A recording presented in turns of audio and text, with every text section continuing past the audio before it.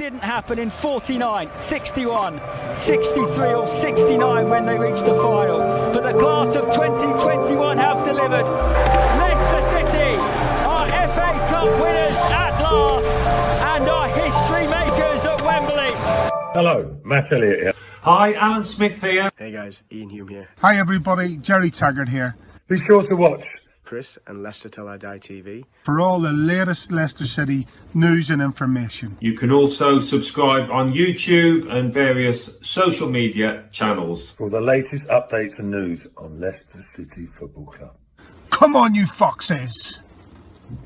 The Leicester Till I Die shop is now open. For all your Leicester Till I Die merchandise, visit the Leicester Till I Die shop at our website. They have blown their rivals away. They have blown us all away in truth. Premier League champions 2016. The amazing Leicester City.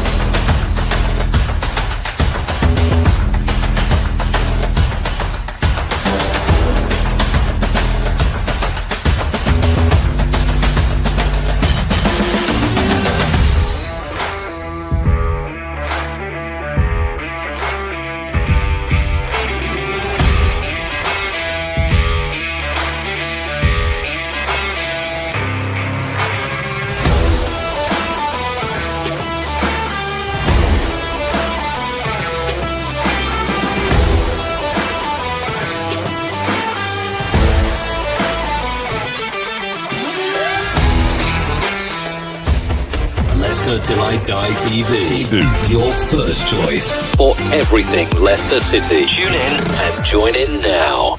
Right, Chris. All right, how the devil are we all? Look, I've been practicing it. Now, I can't do it as good as this guy. I can't. It's time for the smug face. It's not often we've been able to do that this season. Listen, look. Leicester City 4, Randers 1, and if anybody's clipping, you may want to clip this because you haven't heard me say this all season and you may not hear me say it for the rest of the season, but come close. Come here. Come here. Vestergaard didn't have a bad game. I know. I'm sorry, and I'm sure Brad is going to tell me off for uttering those terrible words, but he did actually have a good game. This is Leicester Till I Die. If you're watching us on YouTube, thank you very much, Leicester Till I Die TV. Please give us a subscribe. You can catch up, and if you're listening on catch up on any of our podcast platforms, they're all up at the top there. They're just there. Please follow us on there, and I thank you. This is where you can find us.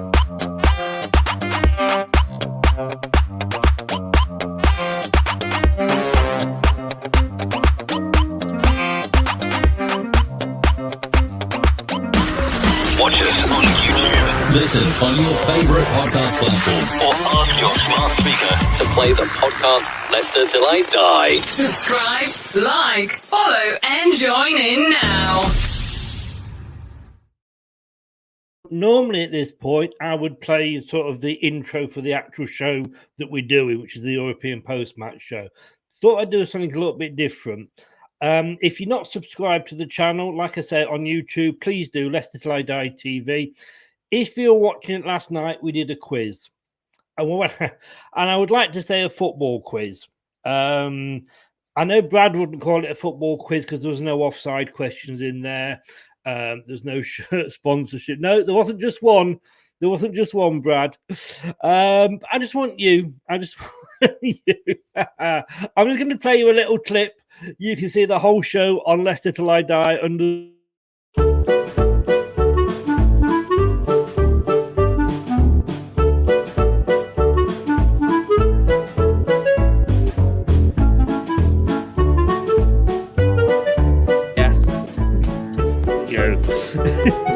Can't follow that one. Dick Paradise or Rod Fanny? The correct answer is Rod Fanny. He used to play for Marseille. Oh, yeah. You know your Fanny. Oh, yes.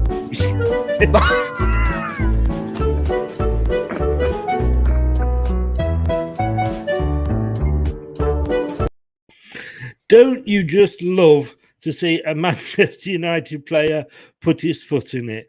Well, I don't know if you can you see me, because my screen has just gone really black. So I hope you can see me. And like I said, if you want to see more, it was nearly 2 hours of a quiz last night. If you want to see more, Leicester Till I Die TV, subscribe, and it is under the quiz heading. JB, good evening. How the devil are you? Yes, we are back. Let's get the clappers on it. Oh, indeed. Nearly got it right. Get the clappers out for the ladies. That's what I say. Turf Morehouse, Anton Decker back on the box this weekend. Stuff from all the watch Chris Florian smashing the YouTube scene. Thanks very much, Dan. How the devil are you, sir? Niall, good evening. How are you? Mike, sorry, mate. A serious stream, maybe, but I just had to get you on there. Niall, Saturday Night Takeaways back with Big Ant and Wee Deck. Well, I suppose you got Big Chris and Wee Brad. Well, when I say we, we'd have to ask somebody else about that, wouldn't we? Spencer Knight, KDH was superb. I would rather play Nacho on Sunday. Yeah, I'm not saying that. I am not saying that, Mike. David, good evening, sir. How the devil are you? Let's bring my co-host in and say good evening. And there I am. I disappeared, but I'm back because Jesus is here. Good evening, Brad. How are you? I'm very happy, mate. I'm very pleasantly surprised for a change to a Leicester post match in recent weeks. So we're not a lot to really complain about tonight, except for Leicester's customary goal, but we can forgive that tonight. Well, we can in hindsight now at the end of the 90 minutes. Yeah. At half time, I wasn't. No, at half time, definitely not. But I still, that was probably, like you said earlier tonight, it's been a while since we've been able to look back with the old Q smug face nod of approval over a Leicester win. And that was probably the first time again for a long time that I've sat there and kind of gone, oh, well, typical Leicester go and concede 45th minute. But I never actually felt like I wasn't nervous about that second half at all, because I will say this nicely, and I don't ever like to try and besmirch any league, especially one I don't know about. I can never comment on the quality of football. It's just not right to do so if you don't know anything about it at all. But if that's the best that Randers have got, we've got no worries in Denmark with a 3-goal cushion, especially with no away goal rule. That helped pivotal as well, because if there's a away goal rule, maybe you think you've got to make sure you at least get a goal, but I don't even see us drawing away from home. There's no VAR until the final. Yeah, which I don't understand. It's it's like the FA Cup thing, isn't it? For me, I'm agreeing with people that say if it's not at one ground, it shouldn't be at any of them, or it should be at all of them. You can facilitate for grounds for a one-off occasion, so I don't understand why it's not plausible. But I just don't have it in the final then. If you're not going to have it throughout, why have it in the final? But hey-ho, we move. Yeah. Media man, good evening. Check what the odds are for Randers to beat us 5-0. I think you might get a good return on media that. Man, how are Southend doing in their league, mate? Oh, is he a Southend fan? Is he? Is he a Southend fan? Well, I can't say anything about Southend because I don't know, but I presume they are. They're not doing very well. I just want to say something here, because a lot of people that have followed me for the last 10 years that have known sort of Leicester Till I Die and the sort of posts that I put up, you'll often say that I'm saying like it was like watching Brazil. Well, I didn't actually quote that for Leicester City. It was quoted back in 1973, and it was this week. And Leicester City were likened to Brazil by the national press after winning 4-0 at Luton. And it included that amazing goal. We'll love that news, won't he, then? Kieran Dewsbury Hall will love that news, won't he, saying that? That's the team he was on loan at. Yeah, but I tell you what, Keith Weller scored that amazing goal. But that second half, it was, I mean, we'll go through the match properly in a second, but that second half was an excellent performance. Oh, it's exactly what you needed. It's exactly what we needed. Anyone that probably like yourself was sat there nervous, thinking, well, we did really well that first half, but if we do that, could we end up? Because you remember what happened with League of Warsaw at home until we eventually got the goals, the goals to kill it off. They got that penalty, didn't they, when it was 2-0? But no, we needed a performance. We needed to see it. We got it. So I'm very happy. And like I said, I feel a lot more relaxed about the return leg. I know there's Wolves still to come, and that's going to be a totally different ball game. But sometimes like we always say, Chris, you have to take who you're playing out of the equation. It can't be helped that we were bad enough, if you want to put it negatively, that we weren't good enough to stay in Europa League. So it's not Randers' fault that they were drawing against us, but you need to get a victory like that. And I almost felt that we needed that victory tonight. I think Leicester on full confidence, if we'd have only won that game 2-0, we wouldn't have really been that bothered. We thought, 2-0, it's all right, still done. But given circumstances at the club, I think that's the result that Leicester have just been hoping we could get nailed on. We were felt aggrieved.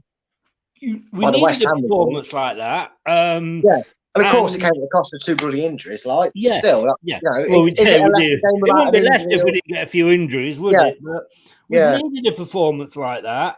But I'm going to come on to those. But Terry, I'm going to say, and not often I argue with you, Terry. Media Man is still clinging on to the 100% win rate against Man United. Jack Linton, what a game. KDH, man of the match for me. Absolutely brilliant. Now, Terry, I've come on and said, to me, that was probably Vestergaard's best game in the blue shirt. I'm going to be honest with you. Not that he had a lot to better, if we are honest, but I'm going to have to say to you there, okay, Vestergaard found his true level tonight. So I'm going to tear that argument, Terry, and I'm going to say that Tielemans found his true level when we lost to Forest. So therefore, Tielemans is only a League One player. Schmeichel found his limit when we lost to Forest 4-1. Oh, no, he didn't play, did he? No, Schmeichel. No, he didn't. But you see what I'm saying, Terry? If I take yours, then Tielemans is a League One player. Let's, for once, be not like a normal Leicester fan. Let's give some credit where credit is deserved, because you can only play who is against you. And I'm sorry, we could not beat a Championship side that's been down to the third tier in an FA Cup game that we should have been well up for, and we had a really, really strong team out. So all those players, Terry, I'm going to take your example here and say they were all League One, lower Championship, League One level. That's what we're saying. Mike, we're going to go through the game now. I mean, it started off. You can only play out who's in front of you, but what did you think of the team selection? I mean, there's no Luke Thomas. I put out a tweet saying, "Tell me you've got no fit wing backs," without telling me you've got no fit wing backs available, because look, I know Albrighton has done a great, stellar job when he's done a standing role. Strange on the left tonight, not the right, because I thought he'd go there. But then Daniel Marty is traditionally a right back. He has played that position for Ghana, and he has played that for us before. Although I do remember when he was going through that centre back, right back, central defensive mid player, he was jack of all trades and good at none at that point. Talk about a career. He had a great game today. Yeah. Literally, I was saying there, Chris. Talk about a career that's turned on his head in Leicester shirt over the last 6 or so months. Credit to them. But again, I'm not actually sick of saying it this time, because it actually worked. I looked at that lineup and thought, this is a lineup. It's as strong as a lineup as probably humanly possible, given everything that's going on. Let's get at them. Let's prove that this is the right team to give the fans what they needed, and kind of just to back what you needed. I think the entirety of this squad, not just the fans and the club itself, but I think the entirety of the squad, the individual players, needed this result tonight. Not just Vestergaard, but Casper and Marty. Because even though we point out some individual brilliances in these frustrating times, they needed a lift like this. They needed to get a big, comfortable win and send everyone happy. So we go into Sunday really feeling up, not just up for Wolves, but feeling more confident we can get a better positive result about Wolves. We know that we couldn't take this game lightly. Cough Newport, cough Wycombe Wanderers, cough Nottingham Forest. So, you couldn't take this lightly because you didn't know. So the fact that this is what we should have done in fairness against Forest. But I was watching it with my son. He came round and we had a beer or two. Well, we didn't. We had a takeaway actually, but it doesn't sound as cool, does it? Where was my order? I would have loved a pizza, mate. Could have just sent it my way. Kentucky, mate. Kentucky. Chicken burger it is then next time. It wasn't. I thought about complaining. It was a bit foul, to be honest with you. Oh God! You know what though? You know what? You'd be pecking heads, mate. That's all you'd be doing. Hey. That's about right for the joke. That's about right. But he went into his head, Dad. He said, "I really want Vestergaard to have a good game. I feel sorry for him because he's come in, he's had his injuries, he's not played in a regular back four. Like I said today, I could name you 9 defenders that we've had injured at some point. He needs a good game just to get his confidence back. And I tell you what, he had that confidence. He was coming out and he was playing some good balls out of defence. Yeah, you know what? I'm gonna give a little credit to our #1 subscriber, Chris, because he clearly watches this show. You're right, Brendan. How you doing, mate?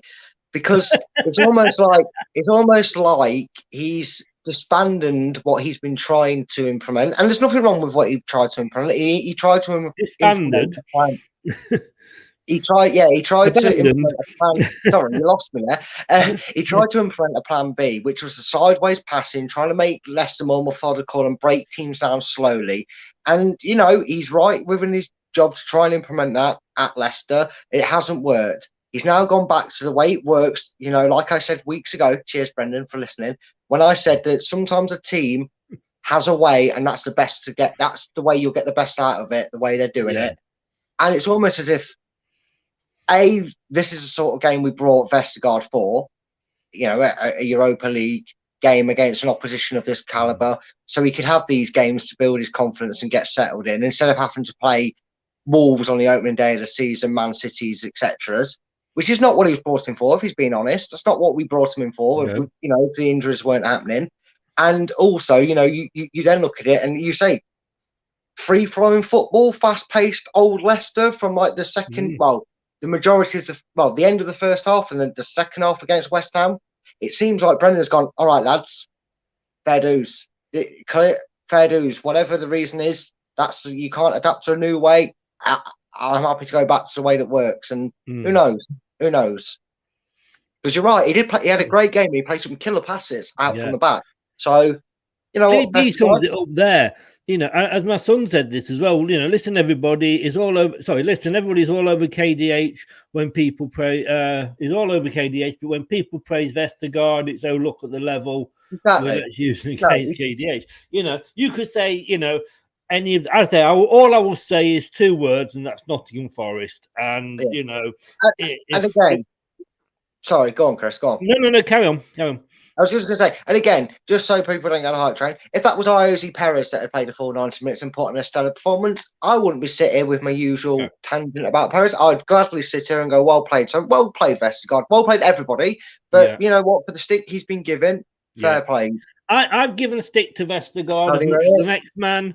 But it's justified as well. It has been justified. We're not one of them channels that just does it to get on the bandwagon. No. I mean, I know. I say, my son, his first question is in or out, Dad? And I went, he's obviously about Brendan Rodgers. And I went, well, in. And, he agreed with me.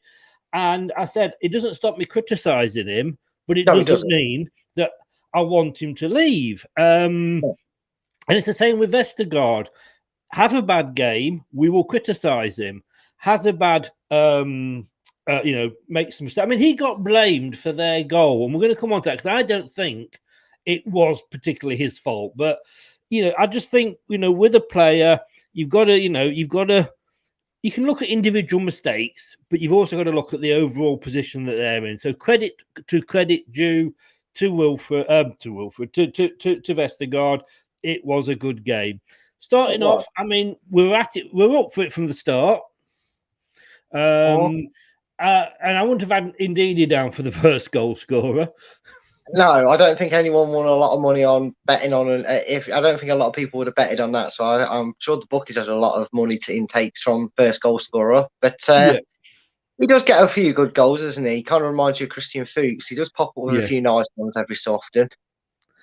And I think, in fairness, indeed, that's probably the closest he's ever actually been to the goal when he scored one. There is that point as well, isn't there? Yeah. I mean, their man of the match was their goalkeeper. I mean, it's 4-1. It should have been 8-9-1 easily, but their goalkeeper was suddenly. I mean, where did that performance from him come from? Well, I mean, he had to, didn't he? And normally, what you do see in these divisions with these teams is their keepers are used to probably having to make a few saves a game. It's probably quite open. And that's nothing against the caliber or quality of it. I'm just saying it just normally seems to be how it's played in them divisions. Again, very limited knowledge, very limited watching of it. But from what I have seen of their leagues in that area, in them areas, seems to be the case. And you were kind of thinking, well, if Leicester don't test this keeper about 20 times tonight, which we did in the end, to be perfectly honest, then there's something wrong. And credit where it's due. He's people might come on here and say, "Oh, well done, you beat Randers 4-1. Nobody knows who they are." Well, the professional football side will have that have won trophies in their league and are just as a high caliber of getting into Europe as the next team. So cup winners the same as we are. Yeah. I mean, they've probably got just as many European campaigns as we have. So who are we to suddenly have our noses in the air at a team just because they're from Denmark? And to be honest with you, they came here with the mentality that any team would in their situation. They're away from home. They know the difference in caliber between their league and the Premiership. They know if they could maybe hold in and keep themselves in, and let's not forget they came in at half-time level, that they may have felt the chance that they could have limited the damage or even snuck a draw given our form recently. And thankfully for us, we never let our foot off the gas. We didn't let that goal affect us. And they probably, in the nicest respect to them, they will probably play that second leg trying not to lose it. Unless they get an early goal, I do not see them going all out because they know we'll kill them off. Well, they know, you said it could have been 8 or 9 tonight. If they try and play all out attack against us from the off and we play the way we did tonight, then it will be 8 or 9. Yeah, Mike, you may come on here with your knowledge when it suits you, but you had no idea where Deportivo Wanka were from, did you? No, you didn't. So don't you be coming on here. Don't you be coming on here thinking like you're showing off that we know the information. You got that wrong in the quiz. Yeah, He don't know anything about his Danish pastries because he likes an FNNI too much, doesn't he? See, I spelled it out for Chris there. Well, let's hope you don't get a flaky one of them, eh? But moving on quickly. Can't believe you said that. I can't believe you said that. It should kill you. My son turned to me and we sort of nodded to each other because we both knew what we were going to say was, like, here we are dominating the first half and their goalkeeper is saving everything that is thrown at him. We know we're going to let a goal in. We know we're going to let a goal in. And guess what happened? We let a goal in. Now, now, Michael, now, I can't read that out. The Albrighton slipped over and left it in. And at half time, you had Emil and Robbie on with Jermaine, and Emil and Robbie were the so-called experts. And they were saying that, Emil was saying that it should have been cut off at source, which is kind of meaning, I think, that Vestergaard should have stopped him because Vestergaard was the person there. And, he did, I think, because he was in the box, he did what he could do because he had to put his hand behind, because he couldn't keep his hands out because it would have been a penalty then. So he actually made himself thin. But I don't think you can blame Vestergaard wholly for all of that. Albrighton slipped. It went past Vestergaard. Schmeichel could have probably done better with it. Yeah, look, and at the end of the day, this is the one thing. If you could have predicted anything from this game, apart from an injury to Leicester's back line of some sort again. Obviously, we're hoping Soyuncu isn't. Yeah, I'm just looking for an update on anything on that. I mean, again, like JJ, he went off it unaided. Hopefully, it's just a jarred knee or something that he landed on funny. But if there's one thing you could guarantee, it was Leicester were going to concede a goal, like you said, Chris. And at the end of the day, the thing is it was probably the only blotch on what I thought was a very commanding performance by us, and that was, and it's something you can't afford against, and it just, your proof is in the pudding with us tonight. You cannot afford to switch off at any time, and we did. We probably had 30 seconds of a lapse of concentration over 45, plus the 1 minute that was added on, 46 minutes. We probably switched off for 30 seconds, and it cost us dearly. And in a way, I feel like we needed that, because it made the lads go, right, well, the job's not going to do itself. We have to, we're not going to autopilot this win. We're going to have to make sure the job's done, and we don't give them a second goal. First of all, done. Is that a bit like Mickey Flanagan's out? Yeah, it's out, mate. We've got to make sure it's out. It's done. It's done. I weren't even coming out. I've got to read these out, because it's a long time since I've read comments like this on Sky about Leicester. Dewsbury Hall helps Foxes rediscover ruthless streak. Oh, it's good to read these out. And Leicester eased to comfortable win versus Randers. I mean, go on. No, go on. It's great to read those things. I can't discover any news about the injuries. If anybody's got any on that, I didn't see what happened to Maddison, because I don't think the camera was on it, but he collapsed. It's very worrying, because there were medical staff were sort of checking his pulse and what have you, so that was worrying. And it was quite a lengthy injury, and he went off and he did go straight to the medical room. So if anybody's got any updates on that, Calgar, I think apparently the sign that he made, which was like that or something, my son said means it was an impact injury. And I think it was almost like a dead leg. So I can't see there being a problem with that. The way it seemed to happen, it's almost like he's jarred his knee, and that's why it's like a defensive signal to say, And I think they just thought, looking at the time, you know, kind of get off. Yeah. But what I will say as well, before any keyboard warriors getting there and type in, oh, look at these two getting hyped over Randers. Let's just remind us that the team that are far superior than us, Chris, we must remember this from the wise man that cometh with advice of Chris Sutton, that Celtic reserves couldn't beat a team that haven't even picked their fucking name yet. 3-1, Sutton. 3-1. There you go, mate. There you go, mate. Clip it and send it to him. That's what Celtic reserves lost to. They're the better. Indeed, and I'm just looking for it, and I have to give you this, Brad.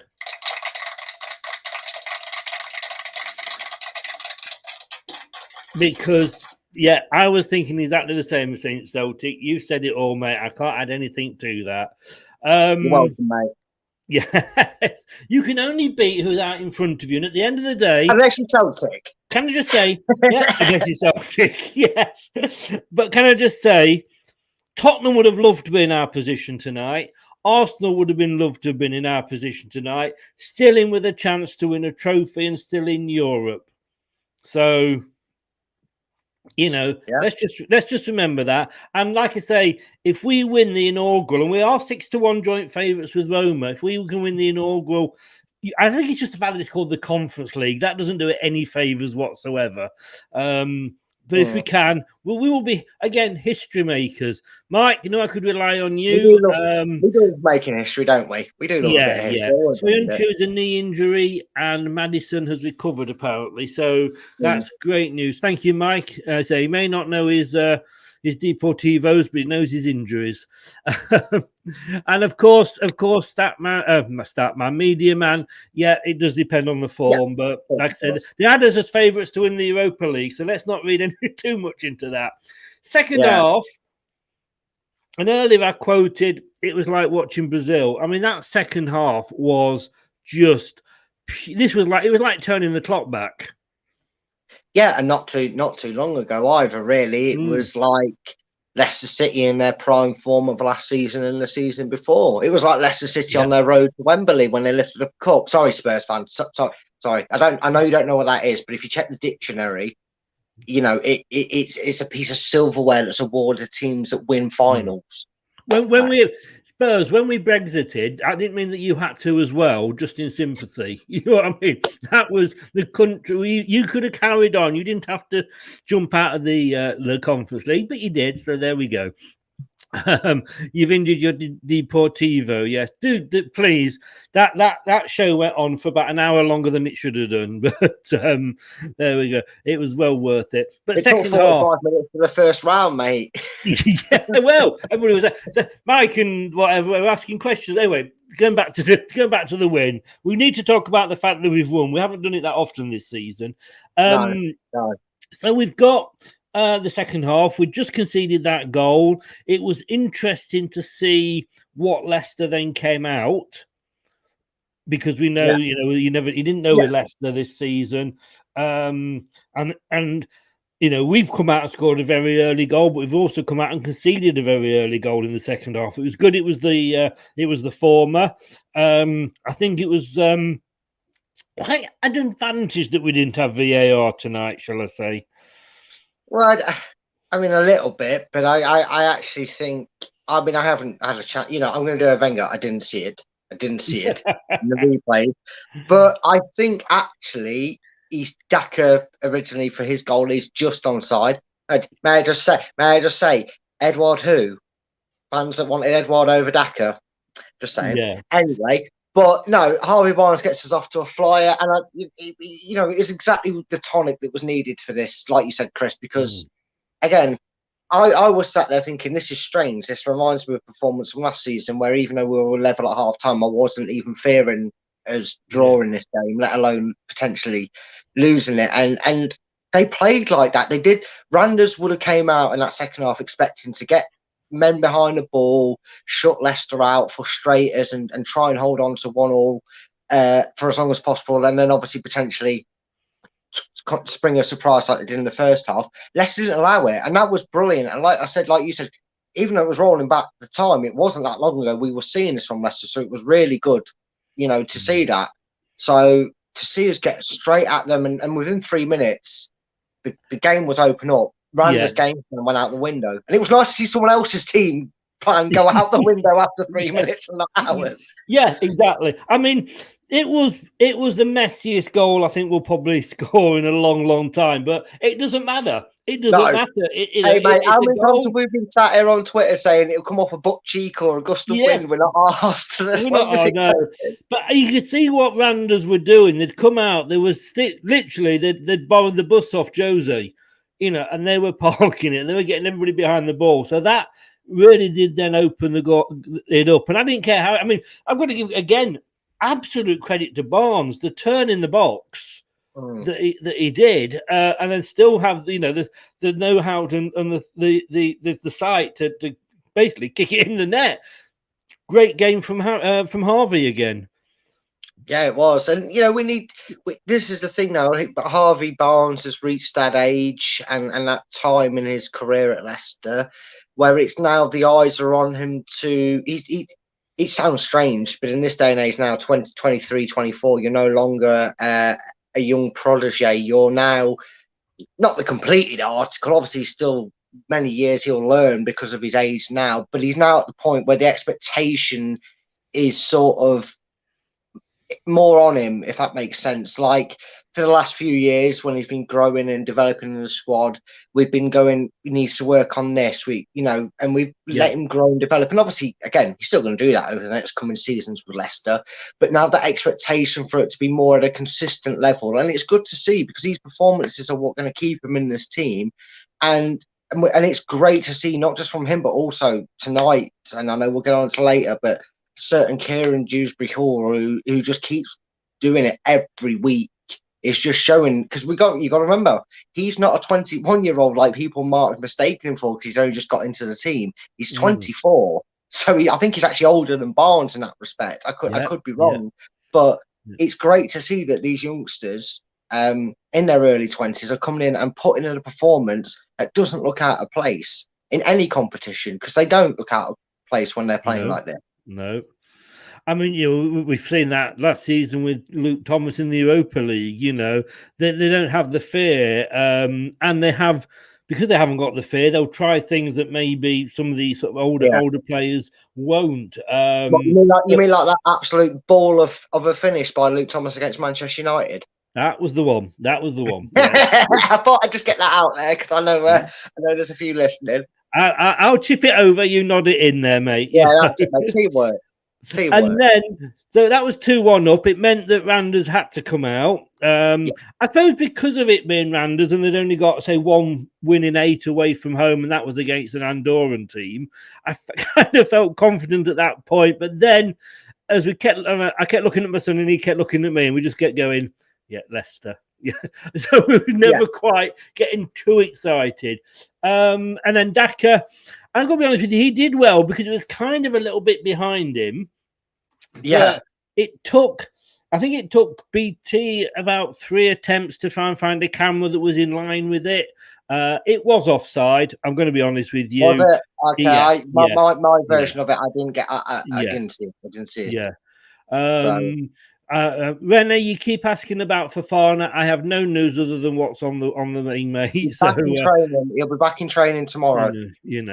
Back in training tomorrow with the lads. I know you want him back as soon as possible. We all do, but I haven't got any more news. But no, he was. But then again, I'm thinking, do you know what?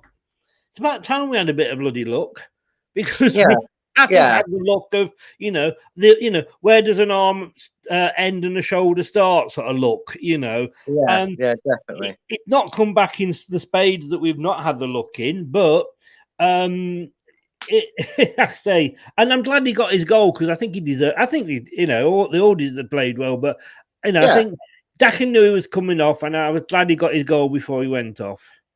Yeah, and I think you could say that about every goal scorer tonight. I think Ndidi's sometimes a bit of the unsung hero, and we normally say it's a good job that we're not hearing Ndidi because we know what he's doing when we do hear him. It's Ndidi on the ball, and he's laid it off. You know what I mean? And he's done his job. He's cleared up the mess. He's laid it off.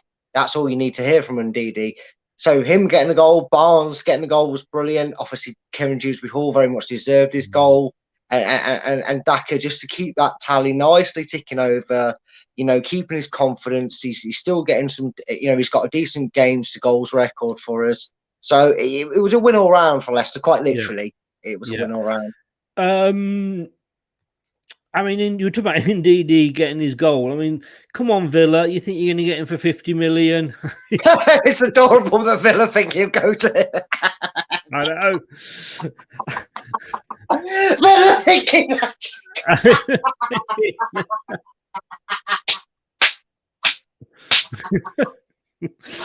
Oh, Villa, you cracked me up. Oh, Stephen Gerrard, you cracked me up. You actually think Ndidi's got no brains and would drop down to like mid.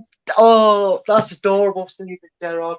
That's adorable. Any Villa fan out there watching this, I think you're going to get Ndidi for 50 minutes. If he's going to go anywhere, Villa, it won't be to you. It'll be to a championship team.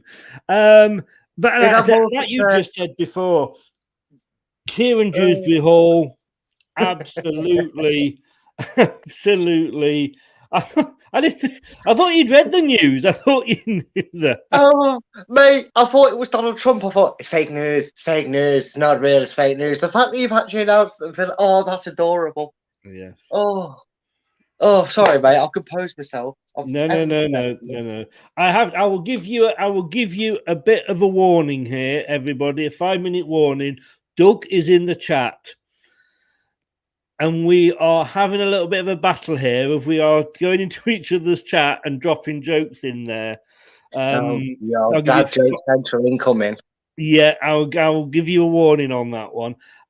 Kieran Dewsbury Hall, great performance, absolutely. My son was saying, for God's sake, get him off and rest him for Wolves. Get him off, give him a rest. He's run over, but he was everywhere, wasn't he? Yeah, I mean, I know we've been saying this, especially over the last couple of years, quite a lot. But what we developed from within our own academy is absolutely fantastic. That is the pinnacle of Leicester. If you ever want a player to come through your academy and literally bleed the colour of your team. I don't care if it's overhyped. I don't care if people are going to say to me, "Oh, Brad, it's only 7, 8, 9 appearances, whatever." Kid's a future captain. And I want that as my captain. The passion he shows, the way he plays the game. He doesn't even do anything reckless, and the mistakes he makes are very minute. And he's so professional. I know he's a few years older than people maybe thought he was. So maybe you can understand that he's got a bit more of a mature brain about him. But the fact that, I've always said you can have a bit of confidence in yourself, and you can have a nice sort of arrogance about yourself. But he came with the impression this season, this is it. I am not getting shipped out on loan. I'm not fading off into the darkness of being picked up by a club outside the Premier League. I'm making my statement. I want to play for my boyhood club, and I'm damn well doing it this season. And Rodgers has reaped the benefits.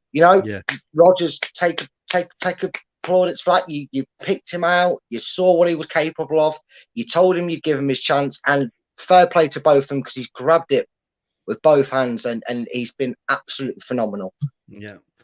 Doug, congratulations on taking the bacon home tonight. That's a sizzler, isn't it? I mean, Doug, come on. It's a real port scratching, that joke, isn't it? Yes, if you're scratching something, I'm not exactly sure what it was. Let's have a look at the stats. I can only follow a bad joke like that with. I haven't even got one to come back to you with, Doug, at the moment. Let me think. There's the stats. It kind of sums the game up, doesn't it? 24 shots from ourselves, 63% on target. And we know, it was nice to see that they were on target because, let's say, their goalkeeper was their man of the match for me. 4 on shots for them with only 2 on target. Unfortunately, of course, one of those went under Casper. But the passes were double, the touches were nearly double. But again, you've got to say, and it's easy to say this in hindsight when you've won a game, but it is what you would expect. Yeah, on paper, it's what you would have expected. But there was probably, a vast majority of Leicester fans that would have taken 10 shots, 3 on target, and a 2-0 win, as long as we just didn't really lose or whatever. So, again, to kind of transition back to what seems to be, another break in Rodgers' stubbornness is, yes, again, people will come out there and say it's only Randers who are 5th in the Danish Super League. Again, I will then turn around to you and say Celtic couldn't beat a team that couldn't make up the mind on what they want to be called. So, at the end of the day, 24 shots, again, like you said, it could have been 24 shots from the edge of the box and we only ended with 6 on target. The fact that we've got well over half that percentage on target, we've dominated the game. And for the first time in a very long time, we have lived up to the billing on paper. Leicester were completely dominant, completely controlled, minus a hiccup before half-time, completely ran the show. And look, we need it. We needed it. So let's not make this a one-off again. You know what I mean? Let's make sure now this is the platform we have set ourselves. And I'm hoping that platform technically started in that second half against West Ham. Definitely. Thanks, Rennie, for coming on. He says, great stream. He's off to get some sleep. Sounds like an excellent idea. Here's the jokes of the round, obviously. Celtic losing 3-1 and Rangers battering Dortmund. I tell you what, though, I know you're good with your jokes, Doug, but I'm hoping to have a joke book coming out soon. I shouldn't have eaten it, I suppose, but there we go. Oh, God. Let's get worse and worse. It's Doug. He drags me down to his level. Yeah, it's like when I tried to release a book on boulders, but and I got it out on Amazon River, but it just sunk. Yeah. See, there you go. There's a quality drop for you. There's a quality drop for you. I'll get myself out there. You're gonna become as bad as us, mate. Just as bad as us. Right. Keith, good evening. How are you? Celtic were really poor. It's just funny, to be honest with Standard you. It's just Celtic, hilarious. You know? Are we having a Brad's board tonight? Yeah, you can do it. It'll be a bit brief. I was in between the stream and the radio, to be honest with you. So, but I'm quite intrigued to talk about a good win and see where we got it right today. Yeah. I mean, Mike's saying he's still going to get your board out for the game. Having said that, with Mike, you never know what he means and what it's a double entendre for, do you? Yeah, you know. I never know with Mike. Whilst you prepare your board, let's have a look at the ratings and the man of the match from Alan here, because he went for 7 for the manager and 7 for the team. I think if we'd been playing a Manchester United or a Chelsea, something like that, and we'd put that performance in, they may have got higher. But I think it's basically it's fair enough. His man of the match, and we've said that ourselves, haven't we? That Dewsbury Hall, see no reason why he shouldn't get it. He did want to give a special mention, as we have, to Vestergaard, but I think Dewsbury Hall. He can't just stand with the ball. He's got to run forward. He's got to attack. And like I say, that second half against West Ham, the understanding he had with Harvey Barnes, again, who had well, that's it all the way around. There is one player I want to speak to you about afterwards, Brad. Remind me, who I think probably didn't have the best of games. But let's say it is now time for this. Brad's tactical analysis. And I think while we have this, I really think should we have some Babe Station music? Oh yeah, some classic Babe Station. Well, I didn't know this, but everybody was informing me in the chat yesterday, so we obviously got a lot of we appeal to the Babe Station audience here. They all knew it. Okay, quick 5 for you then, and over to you, Brad. Cheers, Chris. Well, I hope you can all see that. Now, Chris, remove my tag off the bottom for it so I can move that forward defender out of the way so everybody can see. If you can. If not, you'll have to imagine you can see that one. But where did Leicester get things right today? Well, as I've already pointed out with Chris and we spoke about it, what they managed to get right was that Leicester were very aggressive and outgoing from the off. If I can try and get this up so you can all see what I'm doing instead of seeing my giant hand in the way. Doesn't want to do well. There you go. That's better, isn't it? So Leicester did it, but they also did it with a nice, unique shape, and that was, in a sense, it was 4-3-3. Considering the fact that we didn't have any naturally fit wing backs available, I was quite glad that we didn't submerge ourselves in a 3-5-2 going forward. So not only did we have the right shape for the manner, but we also had very keen interest of point. And this is the first two I'm going to look at. Mr. Vestergaard and Daniel Amati. One's been very solid for us, and one probably did have his best performance for us and got a lot for it tonight. And this is how I like Leicester to be sitting up.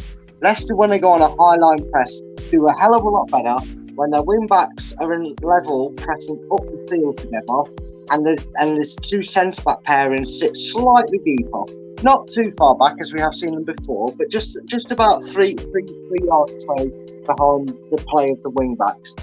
And what that allowed them to do is what you may have noticed them to do today, and I'll give this sort of clear example, is if they had the ball, if the had the ball, they were able to not only receive it on a recycled pass from a Wilfred Ndidi, who was obviously the main pivot man in the central defensive midfield tonight.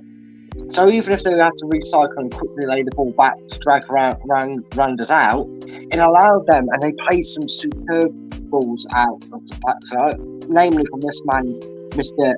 JV here. I'll make sure he's well established tonight. Mr. Yannick Vestergaard was able to play some Johnny Evans. Yeah, you all remember him on the injury list, but he's the man that we normally rely on to do this. But they played some really nice in-depth passing, and what that actually did for Leicester, you know, I know it might feel like it was 100 years ago, but honestly, we used to do this with the man in question, you know, when Evans was in the back line. And by end up playing that back line, what it also meant is the likes of Ndidi and Dewsbury Hall and James Maddison could get forward, and they could get forward a lot more quicker because the ball was either already at our most advanced three-line midfield in James Maddison, or it was out wide to Harvey Barnes or Lukeman, or even better, it was played directly so far forward that Patson Daka was in the opposition box. And what that meant is, as soon as these two covering midfielders realised that the ball was going long, sent up by Vestergaard or Amati, that Albrighton could hold it on the left, Amati could hold it on the right. Sorry, I had the wrong pairing them, and then Dewsbury Hall could also join the attack. And it meant Leicester were very far forward, and before Rangers had a chance to kind of cut it out, Leicester got in between the spaces, and I'd say the spaces for them today came in that area, and that's where the Randers left a lot of gaps open for Leicester on the left and right of the midfield, and that's where we were able to really exploit them going forward. And playing that way catches a lot of teams out because it was the perfect mix tonight of probably both tactics. I know I may guess and be a little harsh on what he's saying, he's completely disbanding his own methods, but that is exactly how you get the perfect combination of both. Because what it does is it puts Leicester instantly on the front foot, and if they recognise that ball's going to go before a Randers player who will probably be here, and in Leicester's slow intricate build-up playing over the last half the season, would have had all day long to slowly track back and put pressure on Dewsbury Hall as he has to come short, and so you nods at 2 yards in front, and then Leicester have all of a sudden turn around and face probably 4 Randers players. That wasn't the case tonight because the movement was done so quickly that even if Dewsbury Hall did come short, get the ball and play it back, he was turning and gone. Dewsbury Hall was gone and on the attack. So that opened up the play. All of a sudden, Randers players were left exposed, they left gaps in behind, and Leicester played the ball over the top. And that's exactly how it worked tonight. It was Leicester of old, as we say, but it was done so well. And it's all pivotal, really. The main focus should be on the job that Leicester haven't done for a while, but did. And now, again, it was that defensive view. Leicester got caught out against West Ham, as you remember, by playing a very direct, but a very rigid high line. And I did point that out in the last thing, in the last tactical board against West Ham. And that's why we got caught out for the goal. And although tonight we conceded by a slip from Albrighton and a combination of other things, we never looked like conceding again because we kept that defensive view. So instead of having a rigid back line to pass the ball across 650 times, we got the ball, we either went forward with it, or we dragged them out, passed it back, and got in behind them with the ball over the top. And that, Chris, is exactly why Leicester won the game today. They absolutely dragged Randers all over the pitch and did it well, the Leicester way, as such, that's been missing for a few weeks. Do you know what scares me? That one day you are going to draw something on there without knowing that it looks like. Rather rude, yes. I do think about that, mate. I do think about it, but my main concern, as long as people can understand what I'm saying, a couple of times, I must admit, I looked at what you were doing there, and I thought, but thankfully it didn't go all that way. As Media Man says here, get that man a whiteboard eraser. I know it came with one, mate, and I might as well add it to the basket. Yeah. Or even a tissue. I mean, Mike will tell you it's amazing what you can wipe away with a tissue. Yeah, well, I don't need Mike's etiquette on tissue uses after his quiz antics. Now, I said Brad loves his tactic board and his whiteboard at school and his wee felt tip pen. Need your message. Wait, what is at the bottom of the screen? I can't possibly say. But he does say he loves a bit of Brad Station. Well, I'm not saying anything to that. I'm not saying anything. No, do not. But please call that number because it all comes towards Leicester Till I Die, and it keeps the station going. And it's only $49.99 a minute, so it's really good value for money. What did you think of the team ratings from Alan? 7 and 7. I think a 7's a fair. You have to take everything into account at the end of the day. It kind of, I know it sounds a bit trying to put a dampener on the evening, but you can't get too excited and carried away and go, oh well, you know, 8-8s and should be around because we've got a comprehensive win. You know, there was a few nervy moments. You could definitely sense it in the crowd, especially at half time. And we were in our own demise in the first half because we were a bit wasteful. So we learned it had the odd nervy moment in the first half, not from Randers themselves, but probably more thinking, oh, is this going to be one of them games where we're looking at the stats and funny enough, we're talking about 24 chances, but only 3 or 4 on target. But luckily, the conversion rate was kept up well throughout and did a great job. So yeah, I'm very happy with 7. I don't think it's I don't think it's an 8 performance given the scale of the difference between 2 teams on paper and clearly on performance wise. But yeah, 7's are fine. And was it ever in doubt the man of the match the way he played tonight? I don't think it was. Yeah. I mean, I understand the honourable mention for Vestergaard, which is great, but yeah, man of the match wise, it was without a doubt. Yeah, I'm not. Like you say, when you have a result like that, it's hard to sort of criticise anybody. But one player that I thought was maybe just off. He didn't have a bad game, but maybe was just off the pace a little bit and should have done better with what was given to him, and that was Lookman. Yeah, he did look a little bit off at times. But I think you're entitled to him. I still don't understand why some fans don't seem so keen on him. But you know, for the majority of his time on loan, he's done really well. He's impressed me. I'm very impressed by him. He's definitely one I've been an advocate of saying that he's a summer move we need to make sure is done. And to be honest with you, he could have scored tonight.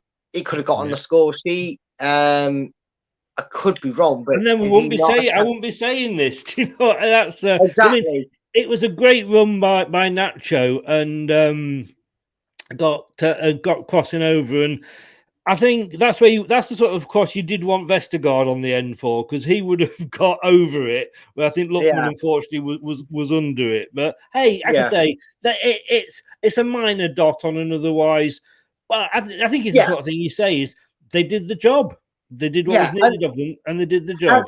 And to be fair, it probably says a lot about his recent performances when we're talking about a performance that could have still resulted in a goal, and that probably says that Leicester fans are coming to expect him from Lookman, which is a good thing. It's only good, you know, in a way. If he maybe sees, or I doubt he does, but if he does see, I wouldn't say negative, but if he sees someone going, Lookman wasn't at his usual best tonight, he may have to look at that in a reflective light and go, well, they're not saying that I'm bad or terrible. They're not insulting me. It's nice to know that they know I'm capable of a lot better. So I know that myself, and you know, it's all about how it's taken. I'm sure he won't pay any attention in that. I don't really want to do this, Chris, and I know it's not the thing you want to do, but was it worth it to the idiot that came on the pitch? I know we don't like to give news to it, but just in case anyone wasn't aware or didn't see it. Well, my son actually turned around and said, "Oh God, Dad, a streaker on the pitch," and thought, "Oh, Erica Rowe's back." But for those of a certain age, you'll remember Erica Rowe. She had a couple of good things about her, but I can't possibly say what they were.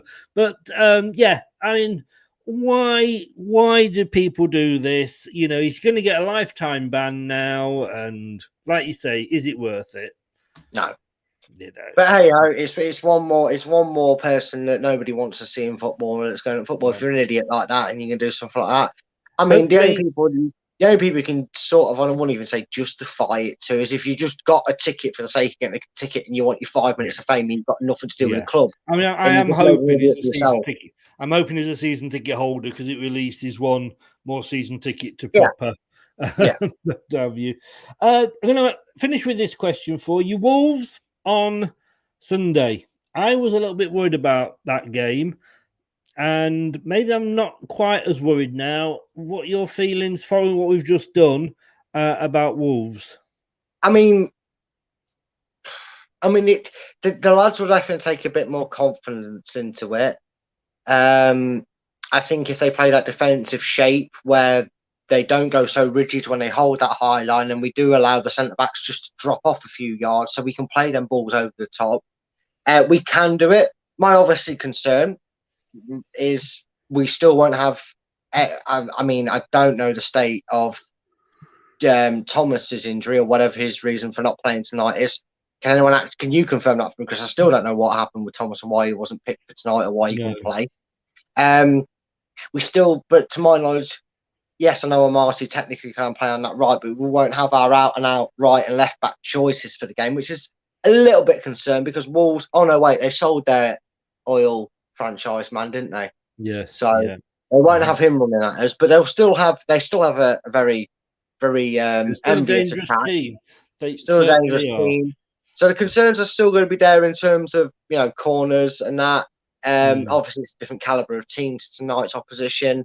But I'm more confident with how they've gone about doing the business tonight and how we've performed tonight to think that we've got more of a chance of getting a win or at least a point out of the game. Because let's not forget, Molineux has always been a horrible hunting ground for us. So I'm more positive about a result for us than I probably would. It could be another 4-3. God, I hope not. Hey, I tell you what, they've had 2 of them. They can sod off. If there's any 4-3s happening, it's to us. Yeah, I tell you what, I call it now. I tell you what, I call it now. If it ends 4-3 to Leicester, Vestergaard scoring the winner. Oh God! Hey, then he still wouldn't get the credit. No. Brad, thank you so much, young man. Thank you for coming on. It's nice to talk about a win for a change. Let's hope we're doing the same on Sunday post-match then as well. Thanks very much, mate. Take care. Take care. Media's going 2-2. Funnily enough, Media Man, that's what I went for. I went for a draw as well. I'm going to leave you with this. If you've been watching, thank you so much. If you haven't already, smash the likes, please. And also... subscribe to the channel on YouTube, Leicester Till I Die TV.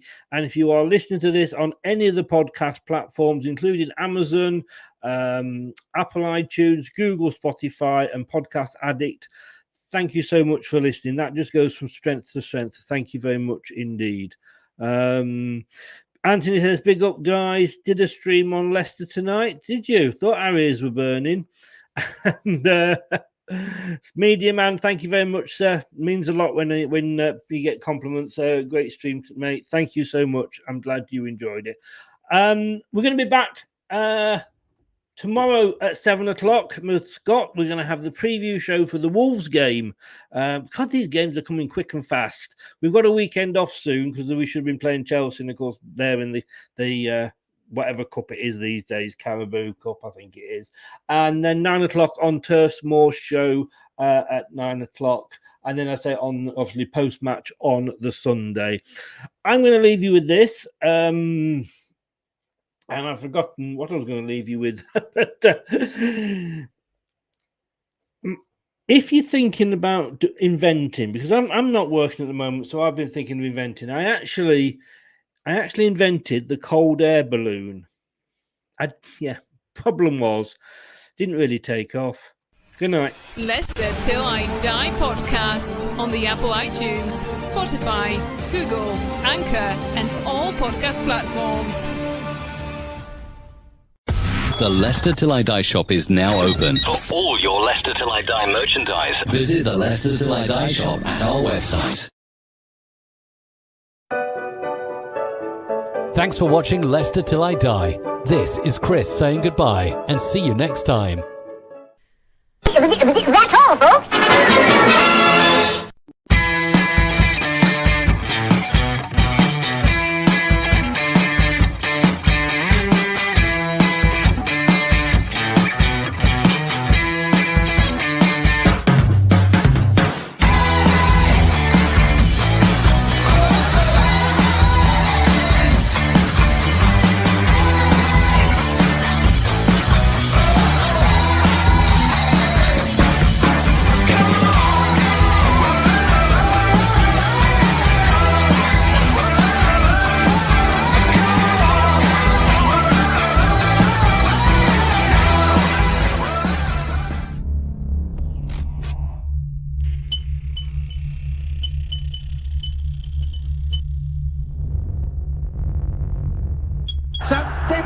pitch. They think it's all over. It is now.